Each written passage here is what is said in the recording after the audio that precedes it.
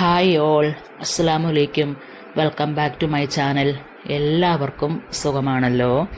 നമ്മുടെ ഇന്നത്തെ റെസിപ്പി എന്ന് പറയുന്നത് വളരെ കുറഞ്ഞ ചേരുവകൾ ചേർത്ത് ചെയ്യാൻ പറ്റുന്ന ഒരു പൊട്ടറ്റോ ഫ്രൈ റെസിപ്പിയാണ്. നമ്മുടെ ഈ പൊട്ടറ്റോ ഫ്രൈ തയ്യാറാക്കുന്നതിന് മീഡിയം സൈസിലുള്ള ഒരു 3 പൊട്ടറ്റോ ഞാൻ എടുത്തിട്ടുണ്ട്. ഇതിൻ്റെ തൊലിയൊക്കെ മാറ്റിയിട്ട് ഇതുപോലെ നീളത്തിൽ തന്നെ ഒന്ന് കട്ട് ചെയ്തെടുക്കണം. ഇതുപോലെയെല്ലാം അരിഞ്ഞെടുത്തിട്ട് ഒരു 3 മിനിറ്റ് വരെ വെള്ളത്തിലേക്കിട്ട് വയ്ക്കാം.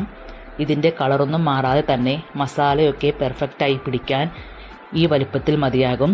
ഇനി നമുക്ക് വീഡിയോയിലേക്ക് പോകാം. ഇതിനാവശ്യമായിട്ട് ഒരു പാൻ വച്ചിട്ടുണ്ട്. പാൻ ചൂടായി വന്നതിന് ശേഷം ഒരു 2 ടേബിൾ സ്പൂൺ കോക്കനട്ട് ഓയിൽ ചേർത്ത് കൊടുക്കാം. ഓയിൽ ചൂടായി വന്നിട്ടുണ്ട്. ഇതിലേക്ക് ഒരു 1/2 ടീസ്പൂൺ കടുകിട്ട് നമുക്കൊന്ന് പൊട്ടിച്ചെടുക്കാം. ഇതിൻ്റെ കൂടെ തന്നെ ഒരു 1/2 ടീസ്പൂൺ ചെറിയ ജീരകവും ഇട്ട് കൊടുക്കാം. ഇനി ഇതിലേക്ക് ആവശ്യമായി വരുന്നത് 4-5 വെളുത്തുള്ളി ചെറിയ ചെറിയ കഷ്ണങ്ങളാക്കി നുറുക്കി എടുത്തിട്ടുണ്ട്. അത് നമുക്കിതിലേക്ക് ഇട്ട് കൊടുക്കാം. അത്യാവശ്യം നല്ല രീതിയിൽ തന്നെ ഒന്ന് വഴറ്റി കൊടുക്കാം.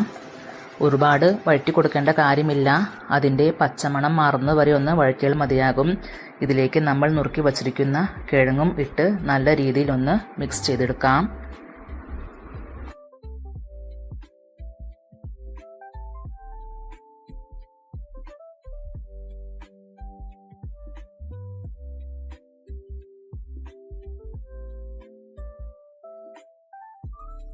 ഇതിലേക്ക് ആവശ്യമായി ഒരു 1/2 ടീസ്പൂൺ ഉപ്പും നമുക്ക് ചേർത്ത് കൊടുക്കാം.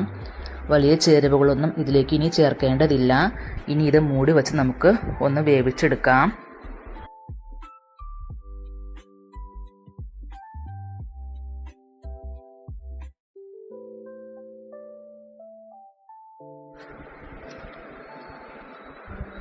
അത്യാവശ്യം കിഴങ്ങ് ഫ്രൈ ആയി വന്നിട്ടുണ്ട്. നല്ല രീതിയിൽ നമുക്കൊന്ന് മിക്സ് ചെയ്തെടുക്കാം.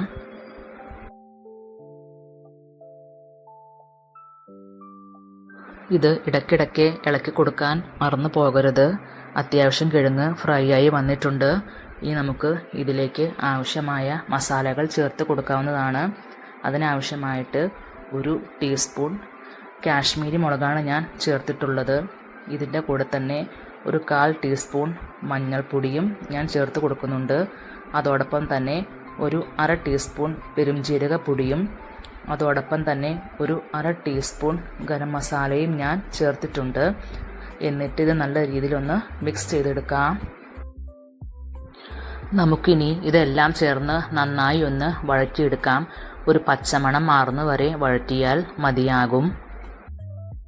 ഈ പൊട്ടറ്റോ ഫ്രൈയിലേക്ക് ഒട്ടും തന്നെ വെള്ളം ചേർക്കേണ്ടതില്ല. ഇതുപോലെ ഏകദേശം 2 മിനിറ്റോളം മസാല ചേർത്തതിന് ശേഷം നന്നായി വഴറ്റിയെടുക്കണം. മസാലയുടെ പച്ചമണം മാറിയിട്ട് ഉരുളക്കിഴങ്ങിലേക്ക് നല്ല രീതിയിൽ പിടിച്ചിട്ടുണ്ട്. ഇനി ഇതിലേക്ക് ആവശ്യമായി വരുന്നത് ഒരു 1/2 മുറി നാരങ്ങാനീരാണ്. അതും നമുക്കിതിലേക്ക് ചേർത്ത് കൊടുക്കാം. നാരങ്ങാനീരിൻ്റെ ചെറിയ പുളിപ്പ് ടേസ്റ്റ് വരുമ്പോൾ തന്നെ പൊട്ടറ്റോ ഫ്രൈ നല്ല ടേസ്റ്റി ആയിരിക്കും.